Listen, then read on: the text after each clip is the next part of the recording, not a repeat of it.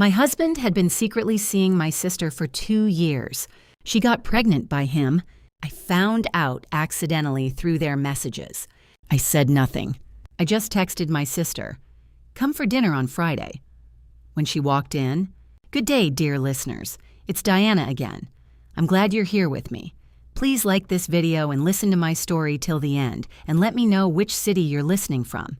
That way I can see how far my story has traveled. I used to think I had a good life. Not a perfect one. Nobody does.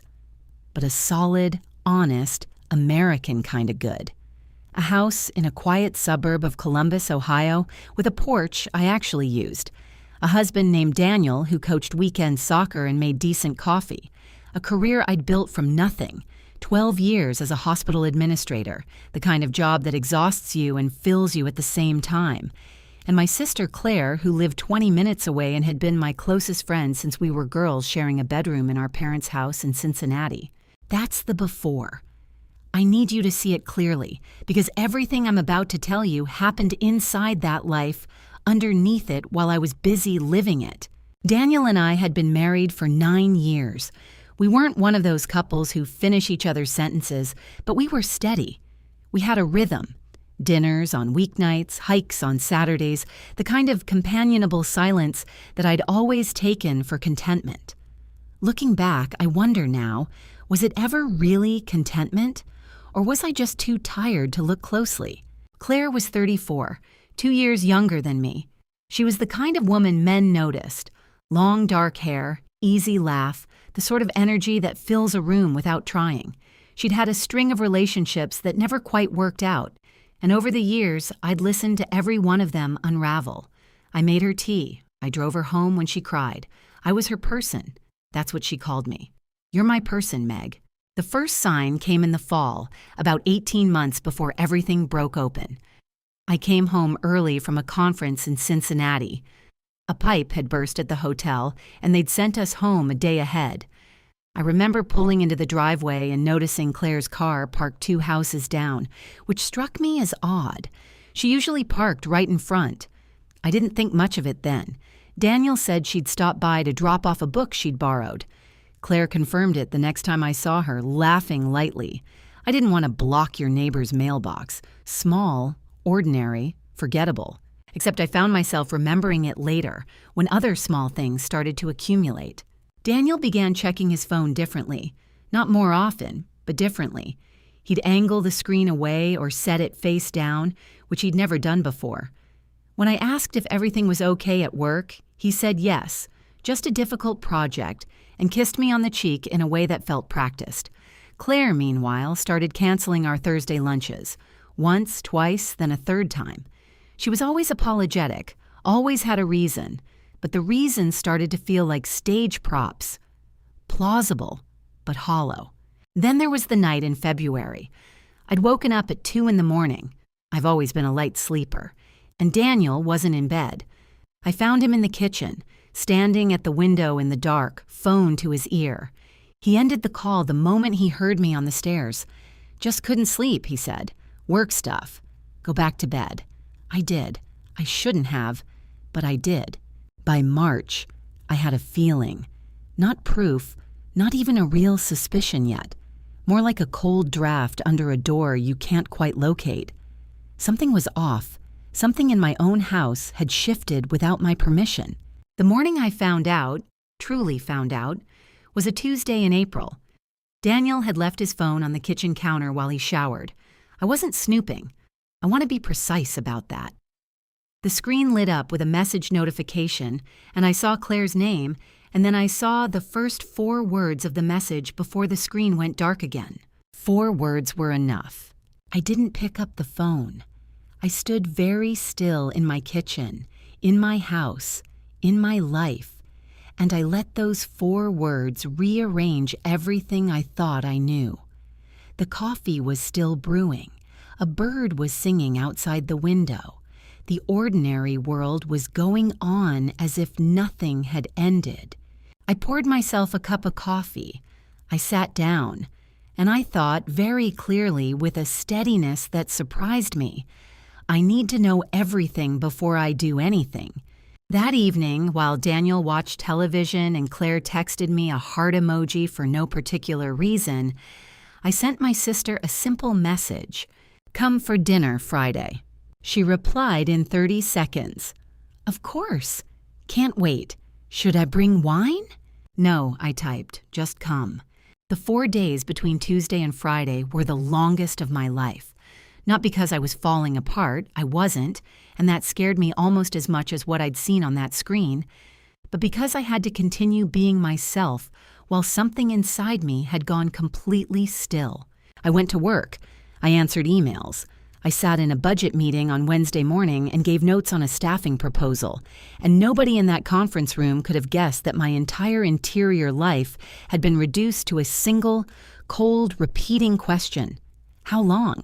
At night, while Daniel slept beside me, I lay awake and did the arithmetic. How long had this been going on?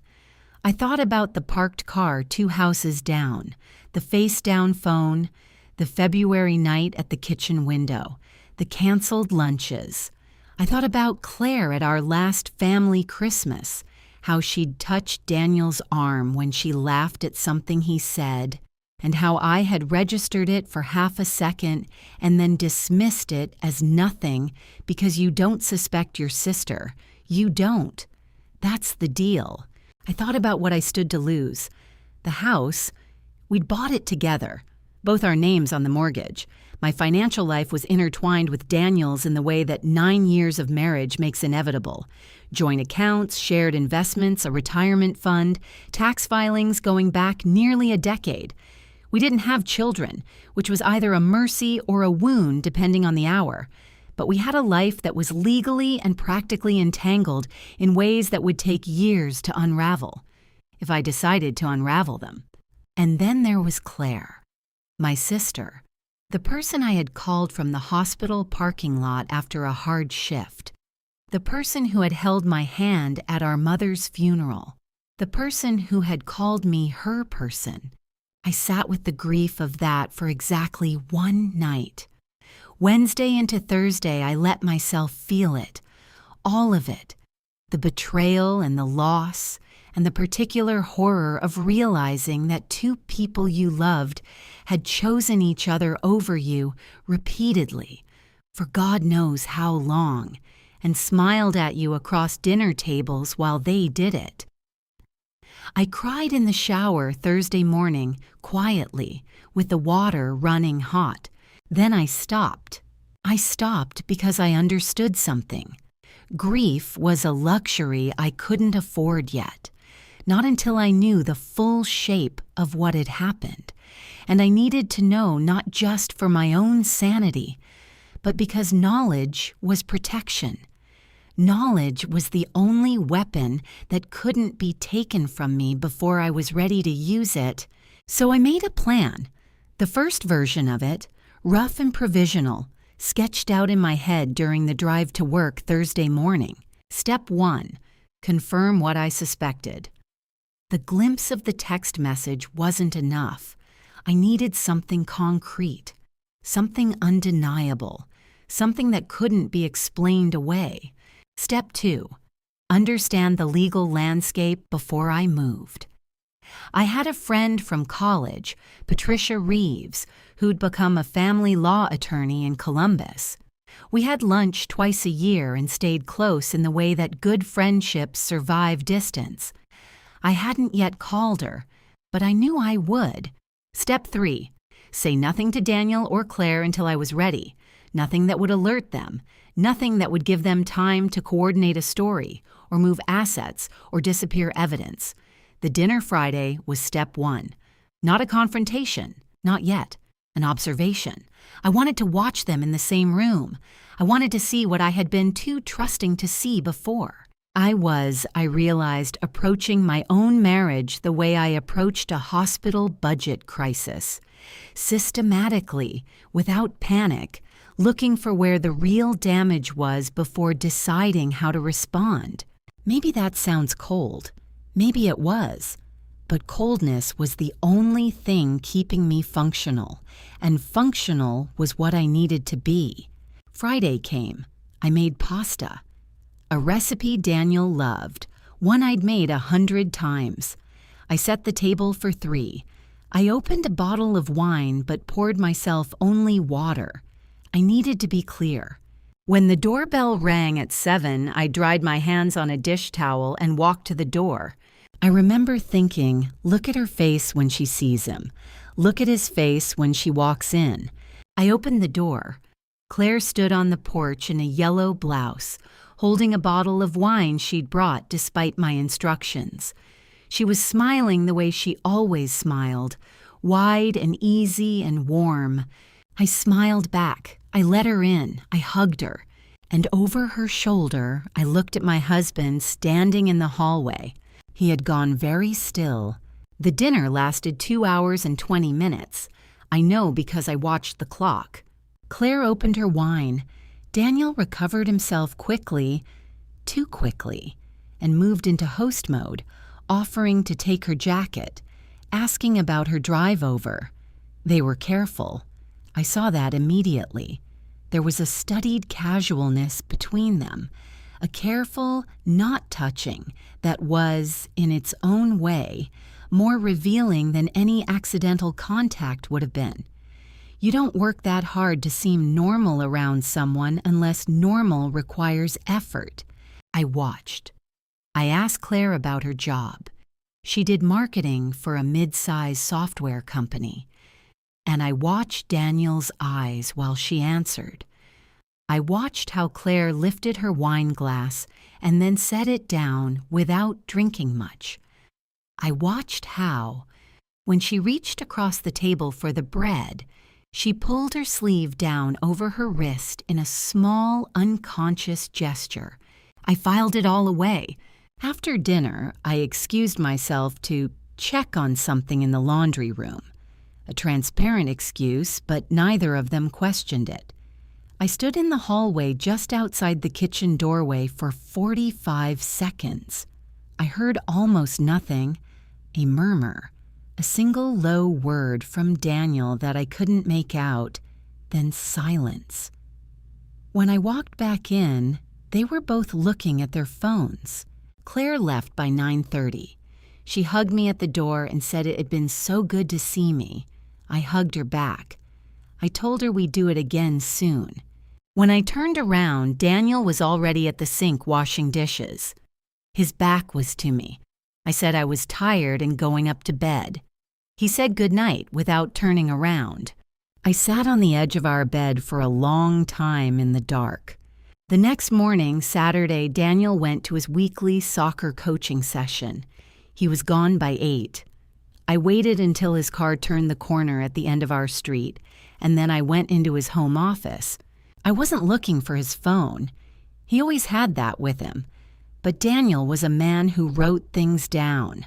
Old habit, he called it. He kept a small paper planner, the kind with weekly spreads, in the top drawer of his desk. I'd teased him about it for years. That morning, I wasn't smiling. I opened the planner to the current week, then I went back through the previous months. It took me about 20 minutes to understand the language. His entries were abbreviated, but once I had the key, they were legible. Initials, not names. Times, locations written as single words. Downtown, park, seas. The initial C appeared for the first time in a planner entry from 11 months ago. Then again, and again. 11 months of a paper trail in my husband's own handwriting, sitting in the top drawer of his desk. I photographed every relevant page with my phone. Then I put the planner back exactly as I'd found it. On Monday morning, I called Patricia. She was careful and measured on the phone, the way good attorneys always are, gathering information without committing to conclusions. I told her I believed my husband had been having an affair and I needed to understand my position before doing anything. I didn't tell her yet who the affair was with. I wasn't ready for anyone else to know that detail. Patricia scheduled me for a consultation that Wednesday. She told me to document everything I'd already found, to avoid moving or hiding any shared assets, and, most importantly, to say nothing to my husband that might prompt him to take any financial action before I had legal advice. I thanked her and hung up and sat in my car in the hospital parking structure for 10 minutes before I went in to start my shift. Then came the confirmation I hadn't expected. It was the following Thursday. I came home from work to find a voicemail on our landline. We still had one. Daniel had insisted on it for emergencies. The message was from a Dr. Avery Cho's office, an OB/GYN practice across town.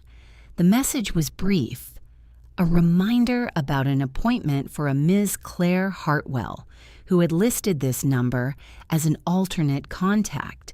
Claire's last name was Hartwell.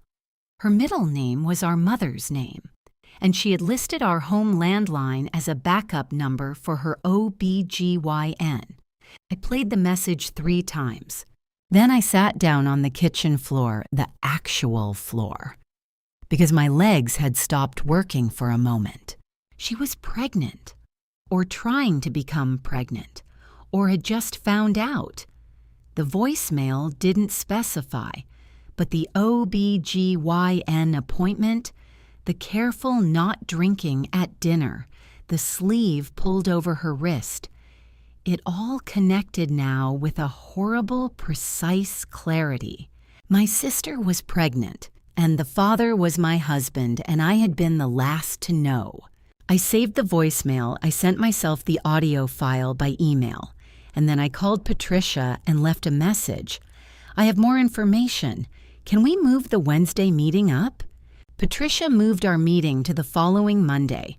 I spent the weekend reorganizing myself. Not emotionally, not yet, but practically. I printed the photographs of the planner pages. I saved the voicemail recording to a secure cloud account I created with a new email address Daniel had no access to. I wrote out a timeline in a notebook I kept in my car. Every date, every observation, every piece of documentation. 12 pages front and back in my careful administrator's handwriting. Monday morning, I drove to Patricia's office in the short north and laid it all out for her. Patricia was 51, elegant, and had spent 20 years in family law. She did not flinch at what I told her. She asked precise questions. She took notes. When I finished, she was quiet for a moment, and then she said, "You've done exactly the right things. Now here's what happens next." What happened next was a set of concrete, legal, methodical steps. Patricia explained that Ohio is an equitable distribution state. Marital assets are divided fairly, not necessarily equally, and the court considers the full picture. Adultery, she told me, while not always financially decisive, can be relevant. She told me to open a personal checking account in my name only and begin directing a portion of my direct deposit there. Nothing dramatic, nothing that would look like hiding assets, just establishing financial separation. She told me to photograph or document the contents of our shared accounts. And she told me that when I was ready to file, we would file, and I should let her handle the communication. I left her office feeling, for the first time in weeks, something close to forward motion. I opened the personal account that afternoon. I quietly photographed our financial statements at home that evening while Daniel watched the news in the next room. I didn't know that Claire had noticed something. I found out later, piecing it together from what happened next. She had tried to call the OB/GYN's office to change the alternate contact number, and when they told her a message had already been left at that number, she'd gone very quiet. She'd called Daniel. And Daniel, I will give him this much, he was not a stupid man, had started watching me more carefully. He noticed, I think, that I was sleeping differently, that I'd stopped asking about his work week, that I moved through our house with a new kind of efficiency, as though I were already beginning to pack it up in my mind. It was the 3rd week of May when they came to the house together. Daniel texted me that afternoon. "I'll be home by 6. We need to talk." I was in my office at the hospital. I read the message and then set my phone face down, the same gesture I'd once noticed him make, and finished what I was doing. I got home at 5:50. They were both in my living room when I walked in. Claire was sitting on my couch. Daniel was standing by the window. I set my bag down. I said, "I only invited one of you to this conversation." What followed was not a confession. It was a performance, a coordinated one. I could see the seams of it. Daniel said they needed to talk to me together. Claire said she was sorry, that it hadn't been planned, that it had just happened. She was crying almost immediately. She'd always been a gifted crier. Daniel said he wanted to work through this, that he didn't want to lose his marriage, that therapy could... I held up my hand. "How far along is she?" I asked. Silence. "That's what I thought," I said. Then Daniel shifted. The apologetic husband dissolved and something colder came through. He said that I needed to understand the practical reality. We had a mortgage, shared accounts, 12 years of a life together. 9, I corrected him, 9 years. And that making hasty decisions could hurt all 3 of us. He said Claire's situation was complicated and they needed stability. He said I should think very carefully about what I stood to lose. "Is that a threat?" I asked. He said it wasn't a threat. He said it was a conversation. I said, "Leave my house." Claire started to say my name, Meg, in the voice she used when she wanted me to take care of her. I said, "Both of you." They left. I stood in my living room after the door closed and I listened to the silence of my own house, and I did not cry. I was too angry to cry.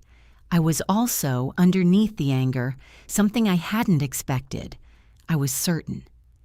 Everything that had felt like doubt or fear or hesitation in the previous weeks had been burned away.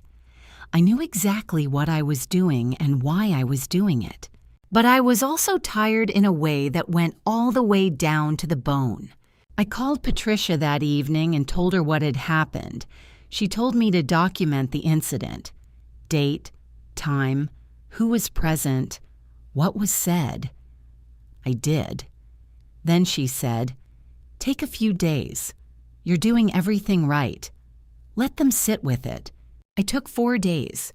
I went to my friend Dana's house in Dublin, told her only that Daniel and I were separating, and spent the long weekend walking her neighborhood with her dogs and eating food I hadn't cooked and sleeping.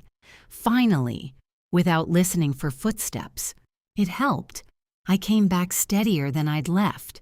I came back on a Wednesday. The house was quiet. Daniel had moved some of his things to what I could only assume was Claire's apartment. He hadn't asked permission. I hadn't given it. We communicated through brief, neutral texts that could have been excerpts from a conversation between polite strangers. "I'll pick up the rest of my things Saturday. Fine. I'll be out from 10 to 2. The Wednesday I returned, there was a letter in the mailbox from Claire. An actual handwritten letter, 3 pages, in her slanted cursive that I'd known since we were children. I stood at the kitchen counter and read every word of it. She wrote about our childhood. She wrote about the summers at our grandmother's house in Kentucky, the way we used to stay up past midnight talking in the dark. She wrote that she was devastated by what she'd done, that she knew she had no right to ask anything of me, but that I was her sister, and she needed me to know she hadn't meant to hurt me. She wrote that the pregnancy was unplanned, that she was frightened, that she didn't know what her future looked like, and she couldn't imagine facing it without me. It was a beautifully written letter. Claire had always known how to arrange words. When I finished reading it, I folded it back into its envelope and placed it in the folder I'd started keeping for documentation. Not because I was cold. I felt the letter. I would be lying if I said I didn't. But because I understood what it was. It was an appeal to the version of me that had always made things right for her. It was an invitation to absorb her pain, to make her life easier, to be her person one more time. I was no longer that person. I had used up that version of myself. I didn't respond to the letter that day, or the next day. I gave myself time to be sure I was operating from clarity, not spite. Then I sent her a single text. I received your letter. I don't have anything to say to you right now. Please don't contact me again for the time being. She replied, okay, I understand. I love you. I put my phone away. Daniel, for his part, had gone quiet.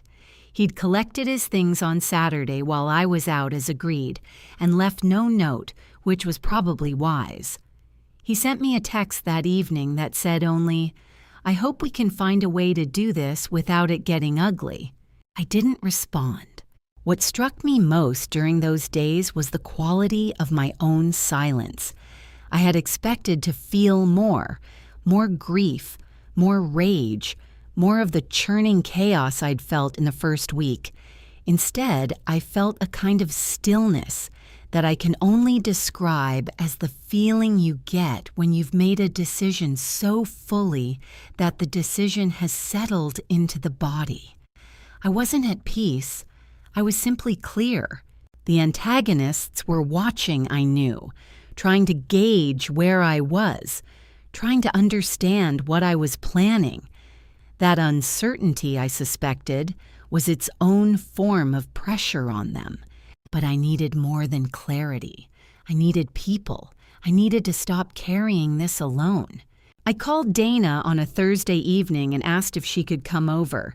She arrived with takeout Thai food and 2 bottles of sparkling water, and no questions yet. We ate at my kitchen table, and then I told her everything. The full story from the car parked 2 houses down to the voicemail to the scene in my living room. All of it, including Claire. Dana is one of those people who can hear hard things without flinching and without immediately rushing to fix them. She listened to the whole story, and when I finished, she was quiet for a moment. Then she said, Meg, I'm so sorry, and I need you to know. This is not about anything you did or didn't do. This is who they chose to be. It was a simple thing to say, but I had needed someone else to say it. We talked for 3 hours. Dana had practical questions. She was that kind of friend, about where I was in the legal process, whether I had support at work, what my financial picture looked like. She had a brother who had gone through a difficult divorce and knew something about the logistics. She offered to come to Patricia's office with me if I wanted company. She offered her guest room whenever I needed it. By the time she left at 11, I felt something I hadn't felt in weeks. Not happy, not okay, but held. Someone else knew the weight of what I was carrying, and that made it possible to carry it a little longer. I went to bed that night and slept without waking until morning. It was a Friday evening about 2 weeks later when they came again. I had not invited them. Daniel texted at 4 o'clock. Claire and I would like to come by tonight, just to talk. We want to find a way through this that works for everyone. The phrasing was careful, rehearsed, works for everyone, as if there were a version of this that worked for me, for the woman who had been deceived for nearly 2 years in her own marriage by her husband and her sister. I texted back, "You can come at 7, you have 30 minutes. I called Patricia first. She said, "Do not agree to anything on the spot, do not sign anything, do not make any verbal commitments. Record the conversation if you're comfortable doing so." Ohio is a one-party consent state. I set my phone on the kitchen counter with the voice recorder running before they knocked. They arrived together, which told me everything about what kind of conversation this was going to be. They came in and I did not offer them seats. I stood in the center of my kitchen with my arms at my sides, and I watched them take up positions in my space. Daniel near the island, Claire by the door to the hallway, as if she'd already calculated the exit. Daniel spoke first. He said he knew things had gotten difficult and that he understood I was angry, but that there were a lot of people whose lives were going to be affected by how they handled the next few months. He said the baby complicated things. He said he was willing to be fair, generous even, if we could come to an agreement outside of court. He said lawyers made everything worse. He said he hoped I could see that dragging this out would hurt me too. He said he hoped I could be reasonable. That word, I let it sit in the air between us. Claire spoke then. She said she was 11 weeks along.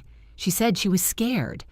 She said she needed Daniel to be present for the baby, and that having a brutal divorce proceeding hanging over everything would make it impossible for any of them to build anything stable.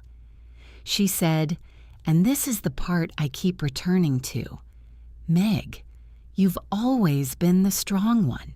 You've always been able to handle things. We need you to handle this one more time.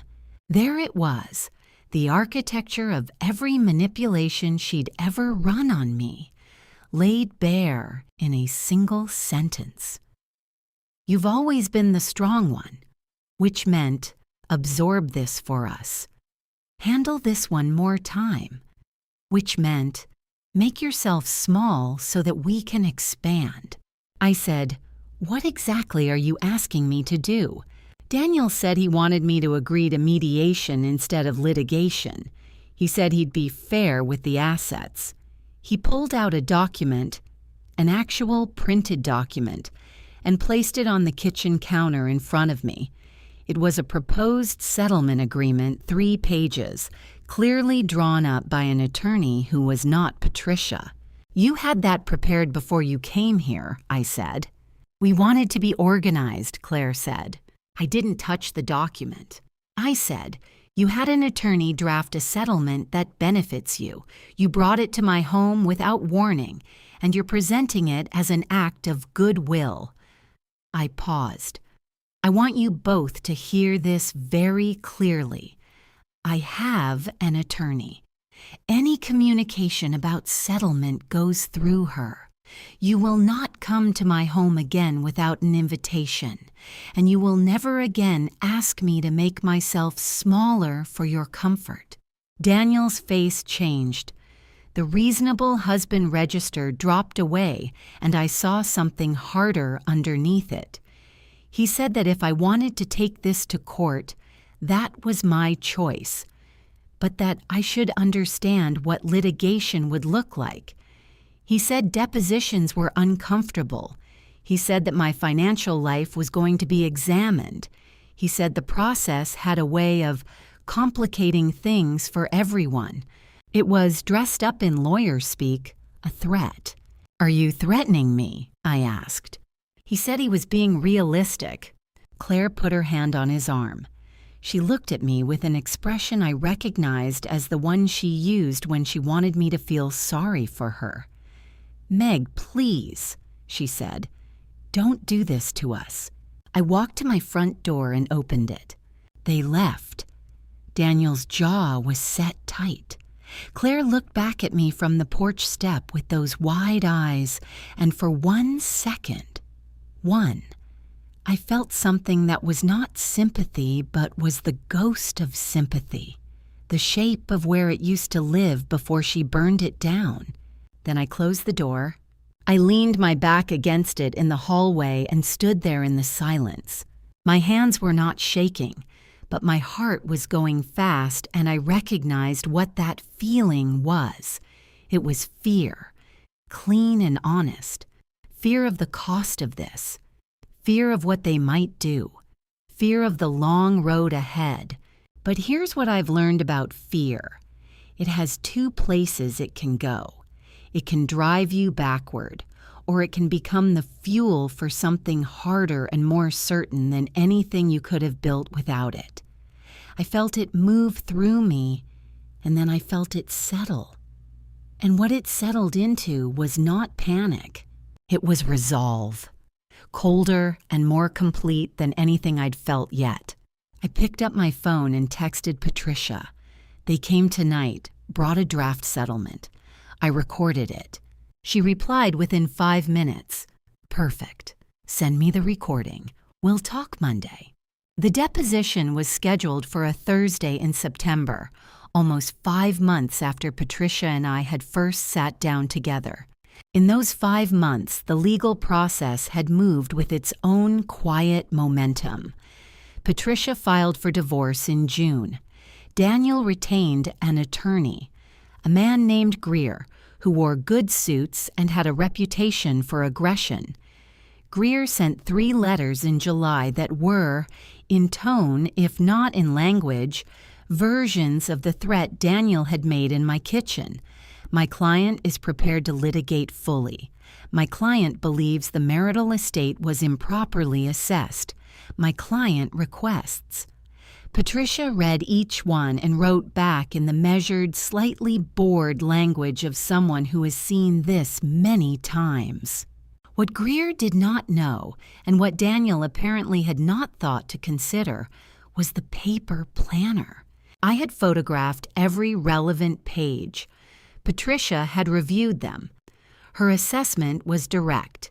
This is a documented timeline of an extramarital relationship in your husband's own handwriting. Combined with the voicemail, the dinner observations, and the financial record of unexplained transactions we've identified in the account review, we are in an excellent position. The unexplained transactions were something her financial analyst had found, a pattern of small cash withdrawals over 13 months, amounts that didn't correspond to any regular expense, totaling, by the end, just under $9,000. Money that had gone somewhere. Money whose destination I thought I could guess. Patricia's analyst had cross-referenced the withdrawal dates against the planner entries, and the overlap was not coincidental. 7 of the 14 dated entries corresponded within 48 hours to a cash withdrawal. It was the kind of detail that doesn't lie, not because it's dramatic, but because it's boring. Ordinary numbers on ordinary bank statements doing the quiet work of telling the truth. The deposition took place at Patricia's office. Daniel came with Greer. Claire, who had been called as a witness given the nature of the case, came with her own attorney, a quieter woman named Aldridge. I sat at the table with Patricia to my left and a stack of organized documents in front of me. The room was small and very plain. A court reporter sat at the end of the table. I remember the sound of the air conditioning, steady and neutral, and thinking that it was the right soundtrack for what was about to happen. Daniel went first. He was composed and careful. He answered questions in measured sentences. He described our marriage as having been distant and struggling for years. A revision of history delivered smoothly, as if he'd rehearsed it so many times he'd started to believe it. He acknowledged a relationship with Claire, but characterized it as something that had developed organically over a period of months, not 2 years. Then Patricia asked him to look at Exhibit 7. Exhibit 7 was a photograph of the planner page from 11 months before the deposition. One of the earliest entries with Claire's initial, with a time, a location, and a notation I'd only understood later, a dollar amount. It matched one of the cash withdrawals. Daniel looked at the page. Something shifted behind his eyes. He said he couldn't recall the specific entry. Patricia asked him to look at exhibits 8 through 22, 14 planner pages, 14 months of his own handwriting. Greer called for a brief recess. During the recess, I sat quietly with my water glass and didn't look at Daniel. I looked at the table in front of me, at the neat stack of folders Patricia had organized, and I thought about the Saturday morning I had stood in his office with shaking hands and opened that planner drawer.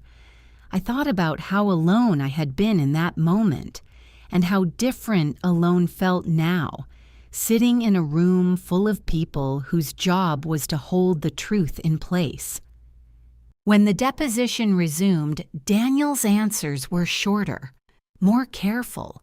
He contradicted himself twice on minor dates, the kind of inconsistency that looks small until it is placed beside a planner entry that says otherwise. Claire's deposition was the afternoon session. She came in looking pale, with a changed shape under her blouse. She was now showing. She had the expression she wore when she was preparing to be sympathetic and reasonable, the soft, careful affect of a woman who wanted to be believed. Aldridge clearly had coached her to be consistent with Daniel's version, a relationship that had developed over a matter of months, an unplanned pregnancy, two people who had not intended any harm. She delivered this version with controlled emotion, hands folded on the table.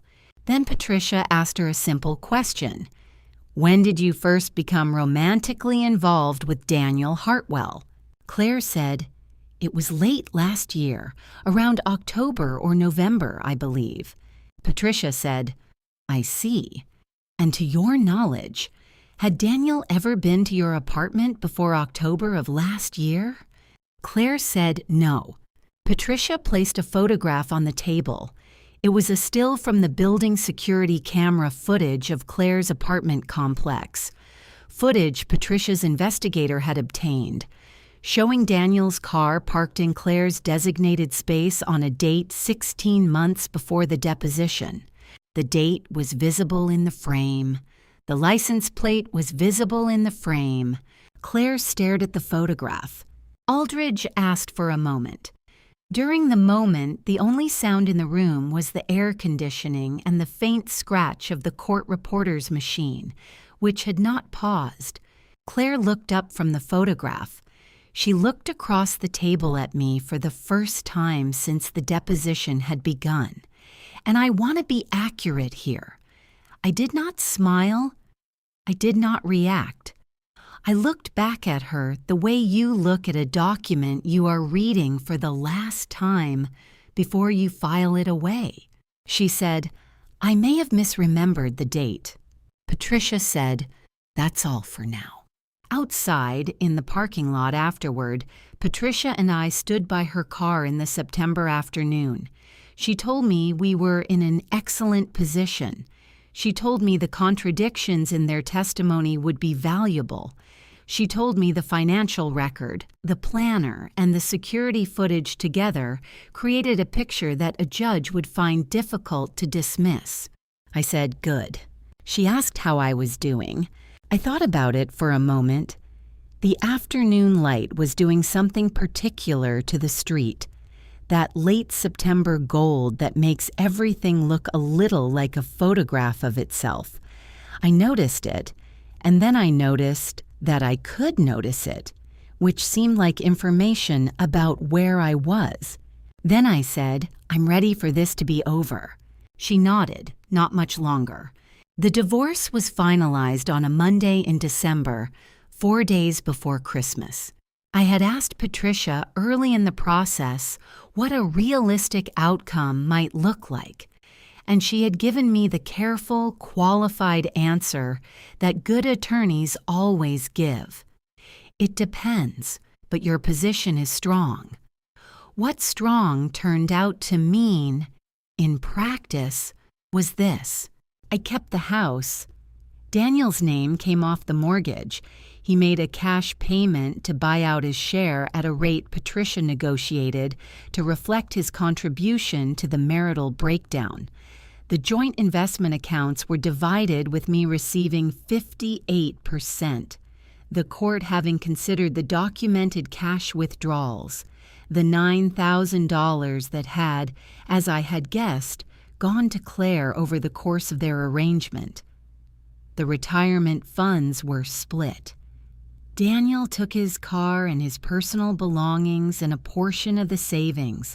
In total, the financial outcome was substantially better than what he'd proposed in that kitchen document. The document he'd had an attorney prepare and brought to my home under the pretense of good faith. I thought about Patricia's face the first time she'd read it. The slight, controlled pause before she set it down and said, "He's not offering you nearly enough." I had felt something close to dark satisfaction in that moment, and I wasn't ashamed of it. I thought about that signing the final paperwork in Patricia's office. I thought about the 3 pages he'd slid across my kitchen counter with the confidence of someone who expected me to be too overwhelmed to read them carefully.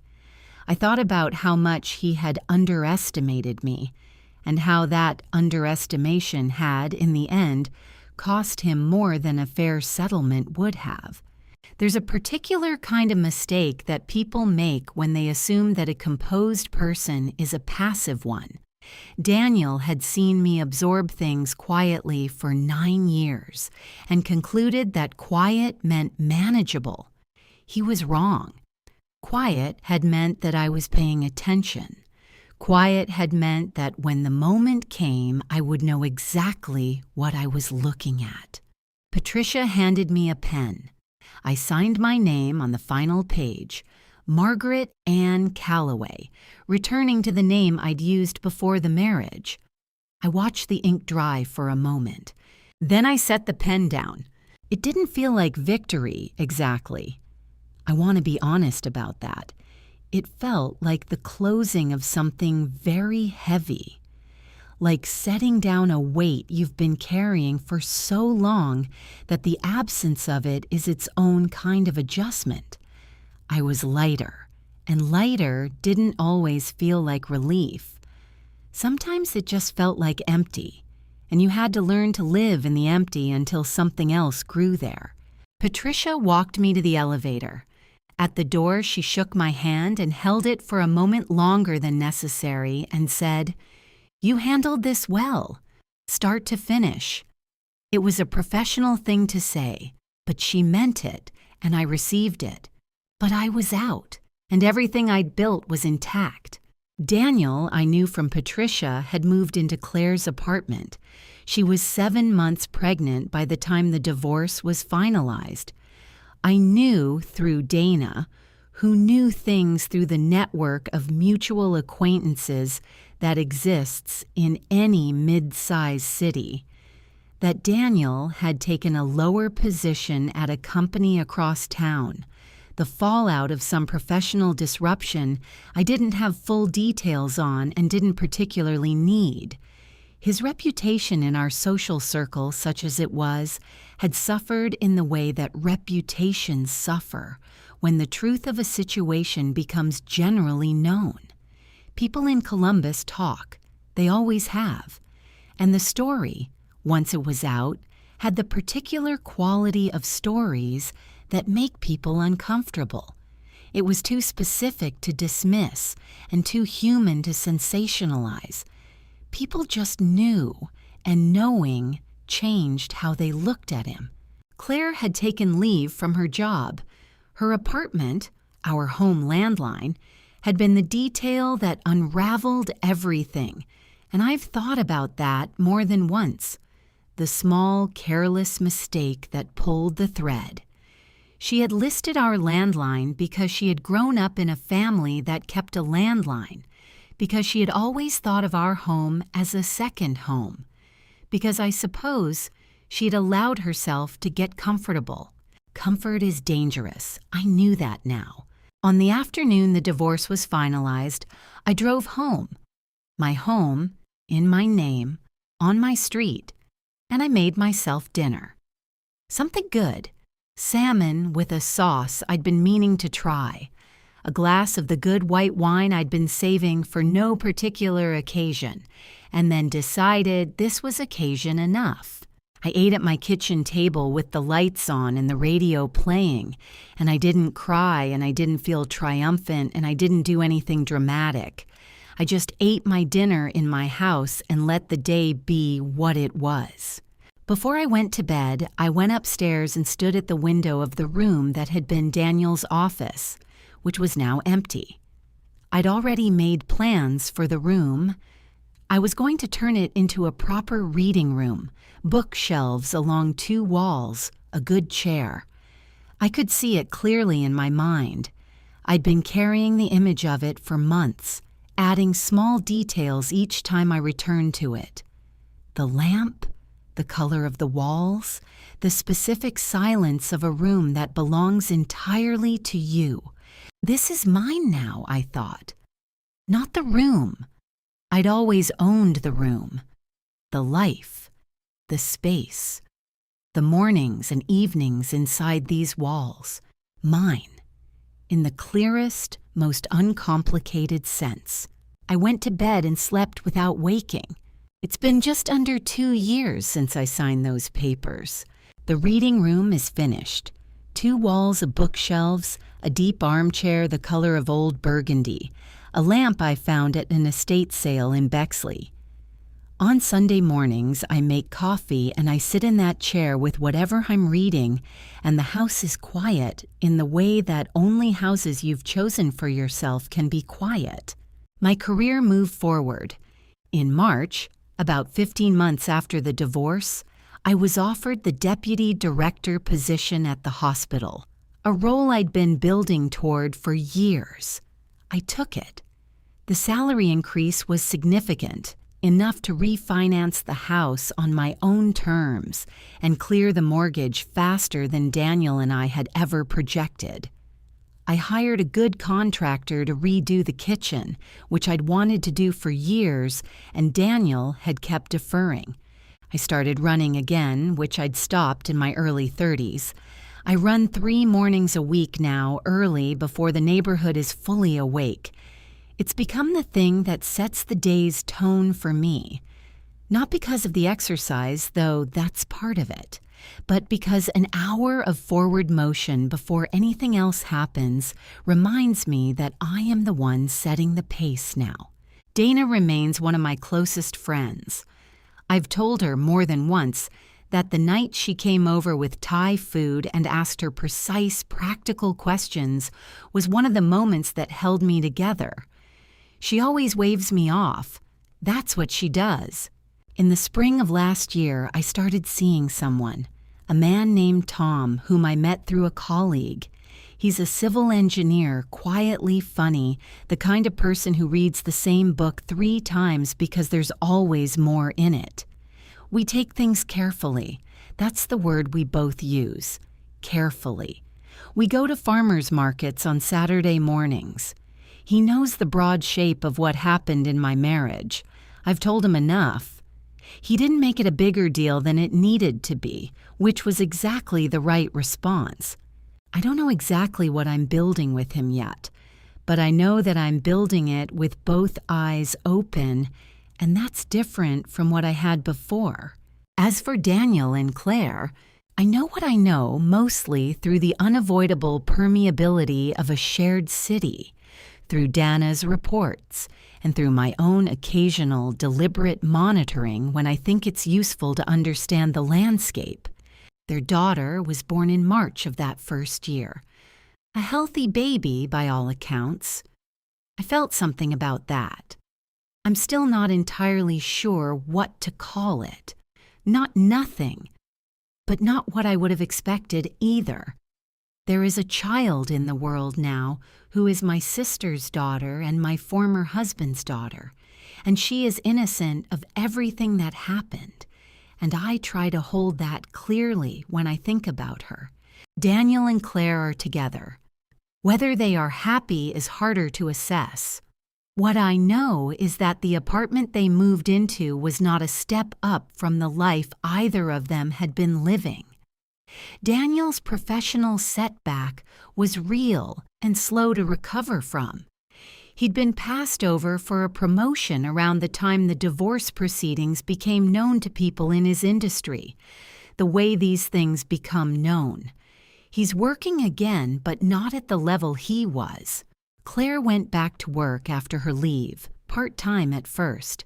I've heard through distant channels that things between her and Daniel are complicated in the way that relationships built on a specific kind of excitement often become complicated once the excitement collapses and the ordinary weight of life sets in. I don't know the details. I don't particularly want them. What I know is that the person I was before, the one who absorbed and accommodated and made herself smaller so that others could be comfortable, is not someone I'm going back to.